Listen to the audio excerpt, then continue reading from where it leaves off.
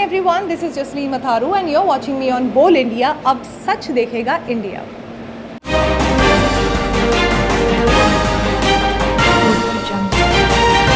बोल इंडिया, सच की आवाज, अब सच देखेगा India. The highway fashion week Nagpur में सीज़न 8 हो रहा है। इसके पहले 7 सीज़न हो चुके हैं और इसमें सबसे अच्छी बात यह है कि लॉकडाउन की अगर हम बात करें तो हर कोई घर पर बैठा हुआ था, लेकिन जैसे ही लॉकडाउन ख़त्म हुआ हर कोई अपने अपने अवसर पे जुट गए बिल्कुल काम से, तैयारियों को लेके। और इन सब के बीच में 2018 की मिस इंडिया उर्वशी साकरे और नागपुर ऑडिशन की डायरेक्टर की अगर मैं बात करूँ तो दीपाली गुप्ता हैं, आयुषी हैं और अंशुल गुप्ता हैं, बाकी मेंबर्स और मेरे साथ मौजूद हैं। हम उनसे बात करेंगे। और रही बात ग्लैमर की दुनिया की, तो ग्लैमर में हर एक अलग अलग फील्ड आती है, लेकिन और यहाँ जो भी जूरी मेंबर्स खड़े हैं सभी लगभग अलग अलग फील्ड से क्वेश्चन आंसर हो रहे थे। और बहुत अच्छी बात है कि जो पार्टिसिपेट करने आए थे उनके साथ साथ दूसरे मेंबर्स भी और थे, ताकि उनसे उनको नॉलेज मिले और आने वाले वक्त में वो पार्टिसिपेट आराम से कर सकते हैं। क्या कहेंगे, लॉकडाउन के बाद से ये पहला मौका है? लॉकडाउन के बाद काफ़ी इंथुजियाज़म दिखा, खासकर यंगस्टर्स में, और नागपुर में वैसे भी टैलेंट की कोई कमी नहीं है, तो ऑडिशन को काफ़ी अच्छा रिस्पांस मिला और काफ़ी टैलेंटेड लोग आए और उसमें से काफ़ी अच्छे लोग शॉर्टलिस्टेड हुए। हम लोग वी आर होपिंग कि अभी नेक्स्ट जो फिनाले होने वाला है वो काफ़ी अच्छे ग्रैंड लेवल पे हो, और हमने हमारा काम किया है, देखते हैं आगे रिस्पांस और अच्छा आए। उर्वशी, ये 2 साल के गैप के बाद में फिर से आप सामने हैं, क्या कहना चाहेंगे इस पर? 2 साल का गैप बहुत बड़ा था, बट लॉकडाउन की वजह से बहुत कुछ हैम्पर हुआ है।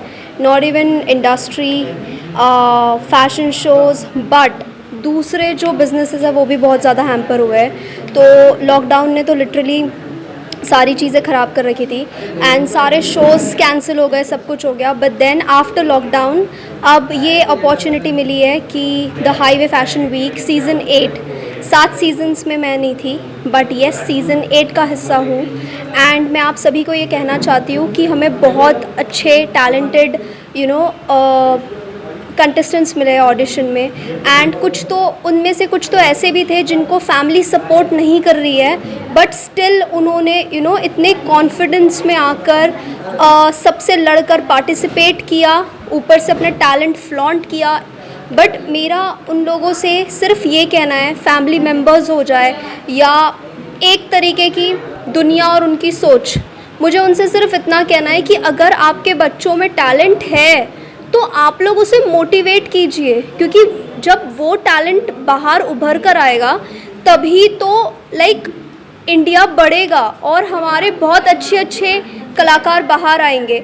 आप लोग क्यों रोक रहे हो? जितने भी फैमिलीज़ है जो है, ऐसे बहुत लोग हैं जिनके अंदर ये टैलेंट्स नहीं होते हैं।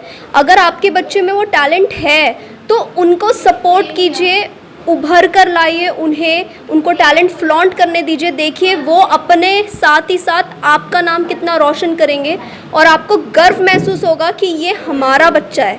तो मेरा सबसे बस यही कहना है कि प्लीज़ गाइस, हमें बहुत बुरा लगता है जब हम कोई शो जज करते हैं और कंटेस्टेंट्स कहते हैं कि हमें फैमिली मेम्बर्स सपोर्ट नहीं कर रहे, हम झूठ बोल कर आए हैं, लेकिन ये हमारा इंटरेस्ट है इसमें। तो गाइस, मेरे को सबसे सिर्फ ये कहना है कि आप लोग प्लीज़ सपोर्ट कीजिए, क्योंकि ये लोग बहुत टैलेंटेड हैं, आपके सपोर्ट की बहुत ज़रूरत है। आप नहीं करेंगे तो कौन करेगा?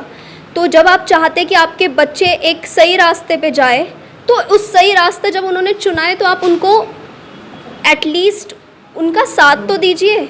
तो मुझे सबसे यही कहना है, हमें बहुत अच्छे कंटेस्टेंट्स मिले हैं and I am damn sure इसका फिनाले बहुत बहुत बहुत ही रॉकिंग होगा, बहुत ही रॉकल होगा। बहुत अच्छी बात है। लेकिन आपने जो कहा टैलेंट तो देखा जाए तो आयुषी ने दिखाया है। हाँ जी, कल तक लापता थे, आज पता है गायर में। ठीक है, रही बात सीज़न 7 जो हुए, हाँ जी, तो आपको हाईवे में निकल जाना था, कहीं ना कहीं 7 सीज़न और मिल जाता। नहीं, ये हाईवे फैशन वीक के बारे में ही तो दीपाली गुप्ता से पता चला। मैं खुद घूमी हुई थी, मुझे परसों पता चला, मैंने शो के लिए फाइनलाइज किया आज की चलो मैं आ रही हूँ, क्योंकि अगर 3 दिन बाद शो होता तो मैं होती नहीं, क्योंकि मैं दिल्ली में होती हाईवे पकड़ के। हाईवे तो मैंने बोला ना, आयुषी ने हाईवे पकड़ा हुआ है, सडनली आए। और दीपाली क्या कहना चाहेंगे आगे फ्यूचर प्लान की अगर हम बात करें, जैसे सीज़न 7 आप निकल चुके हैं, 8वां आप नागपुर पे कर रहे हैं, फ्यूचर इसके अलावा आप मुंबई, पुणे या फिर रांची कहाँ है? ये अभी फाइनल है रांची में, क्योंकि अभी लास्ट इनका हुआ था नोएडा, दिल्ली में हुआ है, तो उन्होंने अभी जो फाइनल सोचा है सीज़न 8 वो फाइनली होने वाला है रांची में। क्योंकि मतलब उनका ऐसा बोलना है कि लाइक कि जो इतनी सारी जो हम बाहर कर चुके हैं तो अब फिर से अगेन हम करेंगे एक बार रांची। नागपुर की अभी बात करें तो क्या रिस्पांस मिला है आपको? बहुत अच्छा रिस्पांस मिला है मुझे यहाँ से, वैसे मुझे होप नहीं थी पर अच्छा मिला है यहाँ से। तो सबसे ज़्यादा रिस्पांस तो आपने बटोरा है। नहीं रिस्पांस नहीं बोल सकते। आपने जैसे बात की अभी कि मैं अभी तक लापता थी, तो हाँ मैं लापता थी, लेकिन मैं अपने काम में थी, मैं अपने ग्रूमिंग्स में बिज़ी थी। और अगर आप बोल रहे हो कि लॉकडाउन की बात, तो हाँ लॉकडाउन के वजह से बहुत सारी चीज़ें डिस्टर्ब हुई है। एंड सबसे इम्पॉर्टेंट बोल सकते हैं कि बच्चे एक्टिव नहीं रहे हैं अभी, बिकॉज सारी चीज़ें ऑनलाइन हो रही है, बच्चों को प्रॉपर वे में नॉलेज नहीं मिल पा रहा है, वो बस ऑन स्क्रीन काम कर रहे हैं, तो स्किप करके और मतलब वो पढ़ाई भी नहीं हो रही, उनको एक प्रॉपर गाइडेंस नहीं मिल रहा है, प्रैक्टिकली वो कुछ भी वर्क नहीं कर रहे हैं। तो एक बोल सकते हैं कि अभी ये जो ऑडिशंस हुए, बच्चे अब एक्टिविटी दिखाना चालू करेंगे और ये प्लेटफॉर्म बहुत अच्छा है इनके लिए, तो आगे जाके इनको बहुत ज़्यादा हेल्पफुल रहेगा। इनका टैलेंट जो है शोकेस करने के लिए बहुत अच्छा प्लेटफॉर्म मिला है।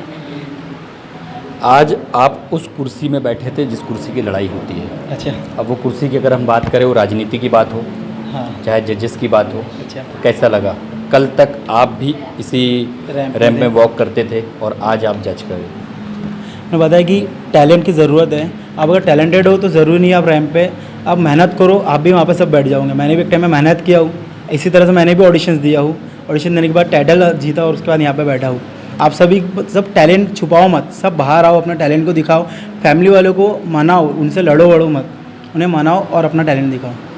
और क्या मैसेज देना चाहेंगे आप यूथ को, खासतौर से अगर बात की जाए तो?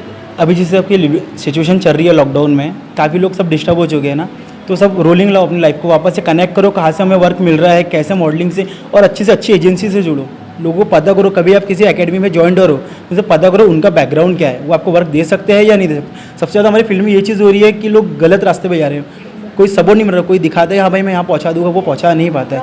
पहले जो आपको टीच कर रहा है, पहले वो देखो कि उस किस लेवल पे पहुँचा है, उसके साथ वर्क करो और फील्ड में अच्छा वर्क करो। उर्वशी, साथ में अभी आपने कहा लॉकडाउन का जब हमारा बात हो रहा था तो उस वक्त आपने कहा कि मैं भी घर पे थी, लोगों के बिजनेस भी ठप हो गए थे, तो बिजनेस से भी ताल्लुक़ है कहीं? बिजनेस की बात आपने हाँ, मेरा फैमिली बैकग्राउंड पूरा बिजनेस से ही रिलेटेड है। मेरे dad he is a businessman and भैया भी बिजनेस में ही है। सो येस, बिज़नेस बहुत ज़्यादा हैम्पर हुआ है, वो कोई भी बिज़नेस हो, कुछ भी हो। इनफैक्ट मैं जिस फील्ड को बिलोंग करती हूँ वो फील्ड तो टोटली शट था, तो बहुत सारी चीज़ें इसी तरीके से हैम्पर हुई है। टिकटॉक था टाइम पास के लिए, टिकटॉक तो कब का बैन हो चुका है? नहीं लॉकडाउन के बाद हुआ है। इंस्टा तो था, यस इंस्टा था, बट मैं इतना ज़्यादा सोशलाइज नहीं करती हूँ। जब शोज़ में आती हूँ तभी होती हूँ। यूजली मैं पोस्ट भी इतने नहीं डाल पाती हूँ, ना मैं डालती हूँ, ना मेरे को इतना शौक है। बट येस, हाँ मैं जब शोज़ में आती हूँ तो मैं पूरी तरीके से प्रमोट करती हूँ। पर्सनल आपके फ्यूचर प्लान्स की अगर हम बात करें, हाँ जी। तो बॉलीवुड की तरफ आपने रास्ता मोड़ा था, हाँ जी। क्या हुआ? क्या करूँ मैं? लॉकडाउन बोलो ना इन लोगों को, क्या करूँ मैं? हाँ अभी रिसेंटली मेरे मतलब मैं बोलना नहीं चाहती उसका जब तक वो काम नहीं होता है, but yes I have a project related to Punjabi song.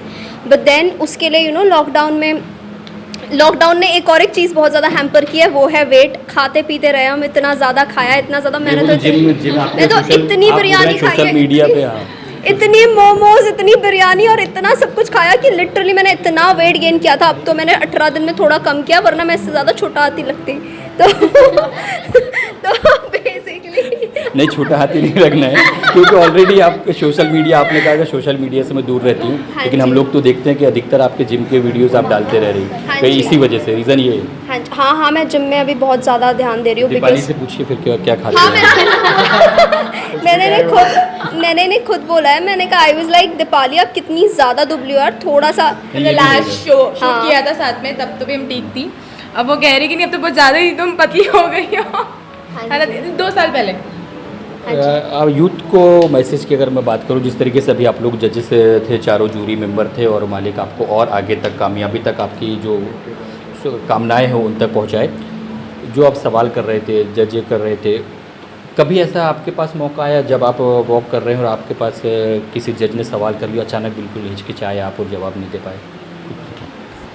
Actually मैं 2015 में mister India provoke mister India के लिए प्रिपेयर हो रहा था।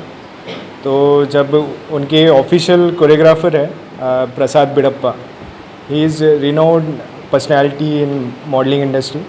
तो मेरा पहला ऑडिशन था एक बहुत बड़े प्लेटफॉर्म पे। तो उन्होंने मुझे मेरे एक ट्रंक राउंड होता है जिसमें आपको आपके यानी आपकी बॉडी को शो करना रहता है। तो उन्होंने मुझे एक सवाल पूछा था कि आपकी अपर बॉडी बहुत फैबुलस है बट आपने अपने लोअर बॉडी पे कुछ काम नहीं किया। तो मैं वो टाइम पे थोड़ा डर सा गया था।